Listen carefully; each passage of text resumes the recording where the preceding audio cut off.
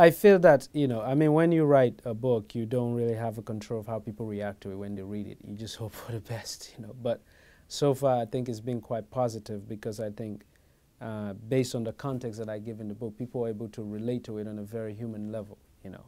I think when people read the book, they're able to connect to it through the music, you know. They're able to connect to it through the fact that they see that this young person's life was just like any other young person's life, growing up anywhere, you know. Of course, the war part is different, but like pre-war, you know.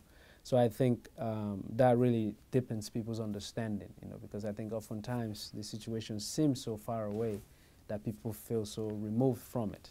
But I think this brings about a closeness.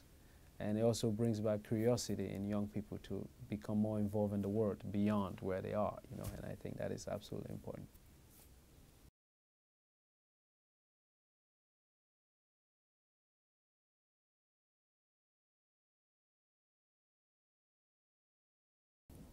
I mean, if I have to joke, I would say at least they know that Sierra Leone is a country that exists and that people who live there. Because for the longest time, I had a very difficult time explaining when I first came to New York in 1998, explaining to people where Sierra Leone was. So when I would say I'm from Sierra Leone, most people say, well, what is that? And then I have to describe Sierra Leone via way of Liberia, which most Americans knew about because of its connection to Sierra Leone. So I had to say, well, it's next to.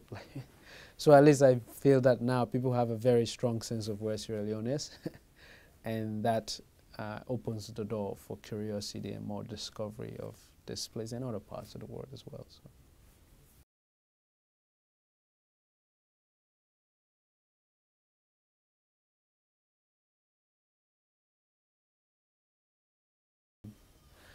Perhaps. I mean, I'm not sure how to answer that question.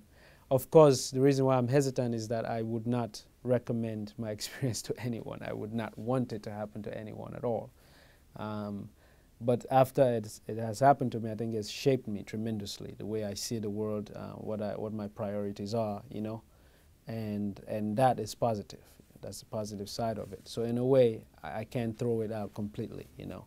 So, you know, I think I survive for a reason. I think it's what I would look, that's how I would phrase it more, that, you know, for many years I wondered why it is that I survived and most of my friends who did the same thing I did, who had the same training, couldn't survive, you know. I'm still trying to discover what that reason was, but I feel I'm alive and it's, the quest continues, I guess.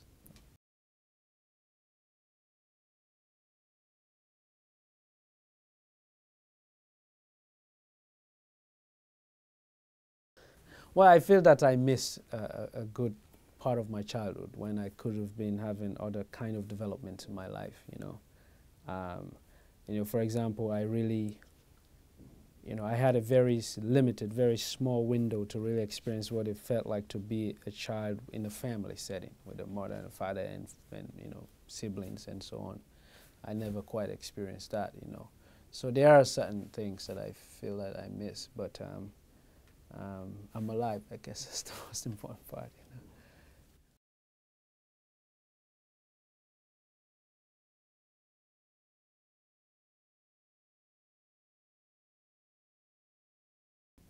Well, I learned many things from my life, you know, to now. It still continues. But one of the things that I learned, I have to say, is the fact that how fragile the day-to-day moments of our lives are, and how to always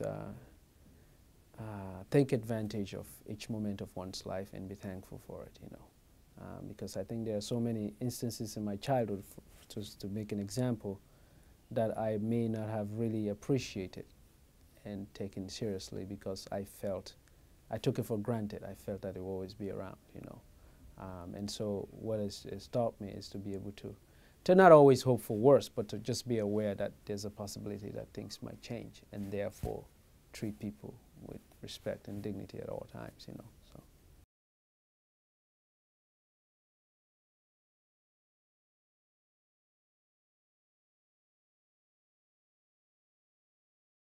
Oh yes, I go quite often. I love my country, regardless of what happened there. I go at least 2 or 3 times a year. I try to spend most of my winter there. I'm not very accustomed to the winter. I know. I've tried, but it's impossible for me, I think. So I go there. I have extended family members there, but I also I do some work there, giving scholarship to kids to go to school and that kind of stuff. So.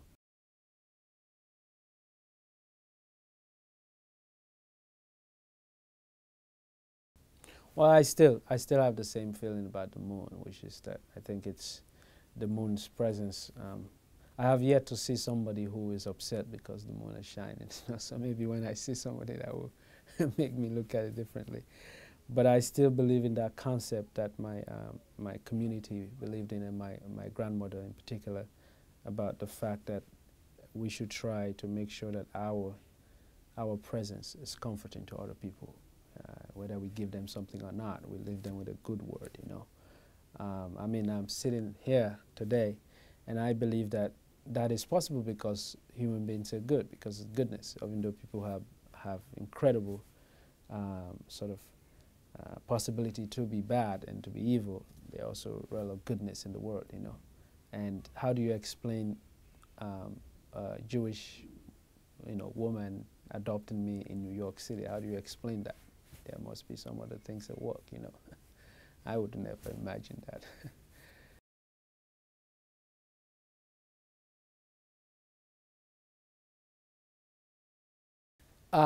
Yeah, I do have quite a few. I actually read a lot. I think that to be a good writer, I think you have to read a lot. That's my opinion. But of course, I love the sort of, the central, African writers like Wale Soyinka, Chinua Achebe. But one of my favorite is actually this fellow called J.M. Coetzee, who's a South African writer. He wrote like a few things like Disgrace, Waiting for the Barbarians. And recently there's a young Nigerian woman who I love her writing tremendously. Her name is Chimamanda Ngozi Adichie. Her last book was a novel was called Half of a Yellow Sun. She's written, I think, 3 things now. And so I read a lot of stuff, and I also read other things. Like I like a lot of Israeli writers, something like that, and I'm all over across the board.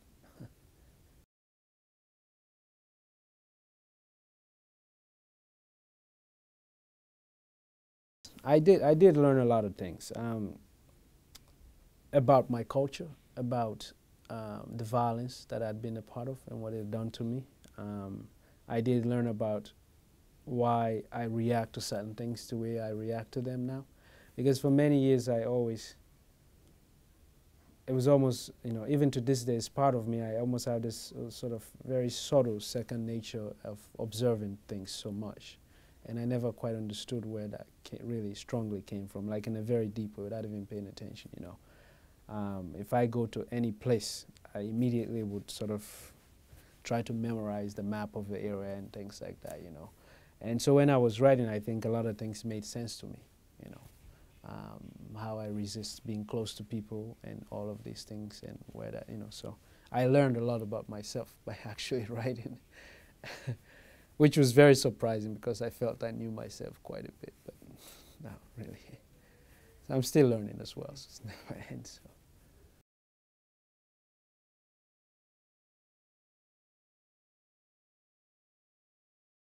So. Well, it depends on what I'm writing. When I was writing the fiction, it was, of course, different. What I did is that I just sat down and wrote anything that I could remember, and then try to then organize it and fill in certain gaps. But when I write fiction particularly, I'm not, some writers are very mathematical about it, where they sort of sit down and plot, okay, this character will do this and that, and this will happen. For me, when I write, I would think about the characters first, their names, their age, their sex, where they live, and then they would tell their own story. That's how I usually write. Because I think once you have those things, then I just go with it,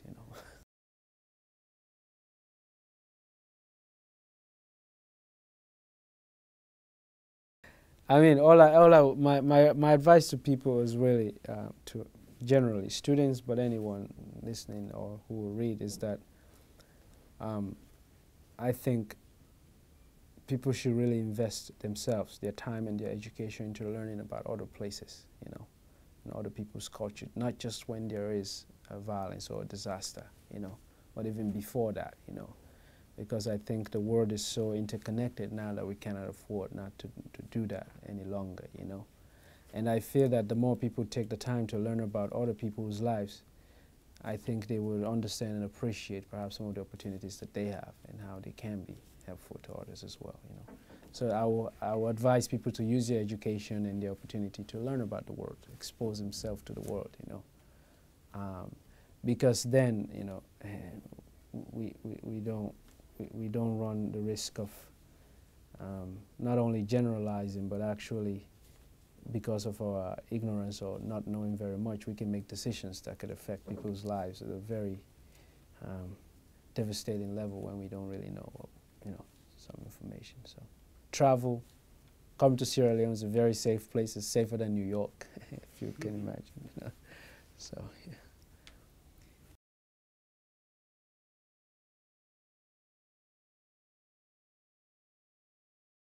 Well, I've been quite reluctant for the book to be made into a film because, again, I'm trying to make sure it doesn't feed into that Hollywood generalization of, you know, an African country with lions and savannah and what have you. Who will play me? I don't actually know, but all I know is that I don't want anyone famous to play me because I believe that if this gets made into a film, it should serve as an opportunity to introduce new talent, to give somebody an opportunity, but also if you have a famous person playing any of the people in the book, I think it detracts from people really being in the story, you know. You know, for example, if you have a lot of people had suggested maybe Will Smith's son, you know, if you have Will Smith's, I don't know what his name is, Jaden. If you have Jaden playing somebody like me, I don't think it's a good idea, you know. I'd rather have somebody go scout for some young talent in any African country, even closer to mine or even in mine, and play that role, you know. But I don't really know. Of course, you know, people have flirted with the idea of me playing myself. Of course not. I would never do such a thing. No way. It's enough already to write about it. I don't want to have to relive it again, you know.